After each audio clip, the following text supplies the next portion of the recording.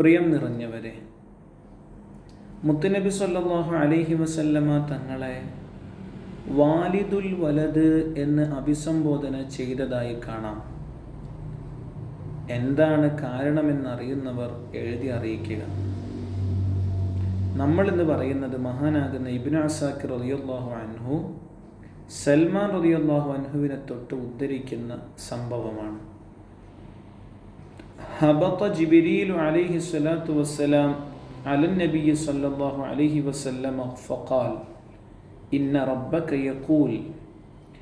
ജിബ്രീൽ അലൈഹി സ്വലാത്തു വസ്സലാം മുത്തുനബിയുടെ സവിധത്തിലേക്ക് കടന്നു വന്ന് പറയുന്നുണ്ട്, തീർച്ചയായും നിങ്ങളുടെ രക്ഷിതാവ് പറയുന്നുണ്ട്, ഇൻ കുന്തു തഖത്തു ഇബ്രാഹിമ ഖലീല, ഞാൻ മഹാനാകുന്ന ഖലീലുല്ലാഹി ഇബ്രാഹിം അലൈഹി സ്വലാത്തു വസ്സലാം, നിങ്ങളുടെ ഉപ്പാപ്പയാകുന്ന ഇബ്രാഹിം നബിയെ ഞാൻ എൻ്റെ അടുക്കൽ ഖലീൽ എന്ന് പറയുന്ന വലിയ സ്ഥാനം കൊടുത്തിട്ടുണ്ടെങ്കിൽ ഫഖദി തഖത്തുക ഹബീബ, ഞാൻ നിങ്ങളെ ഹബീബ് എന്ന സ്ഥാനം കൊണ്ടാണ് അലങ്കരിച്ചത്.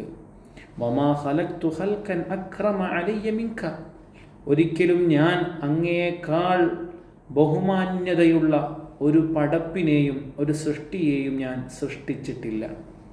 വലഖദ് ഖലഖ്തു ദുനിയ വഅഹ്ലഹ ലിഉഅദ്ദിഫഹും കറാമതക വമൻസിലതക ഇൻദി, എൻ്റെ അടുക്കൽ അങ്ങേക്കുള്ള സ്ഥാനത്തെയും ബഹുമാനത്തെയും സർവ ലോക ചരാചരങ്ങൾക്കും അറിയിച്ചു കൊടുക്കാനാണ് ഈ ദുനിയാവിനെ ഞാൻ സൃഷ്ടിച്ചത്, അതിലെ ആളുകളെയുമെന്ന് അള്ളാഹു സുബ്ഹാനഹു വ തആല പറയുന്നുണ്ട് എന്ന് ജിബ്രീൽ അലൈഹി സ്വലാത്തു വസ്സലാം മുത്തുനബിയോട് വന്ന് പറയാണ്.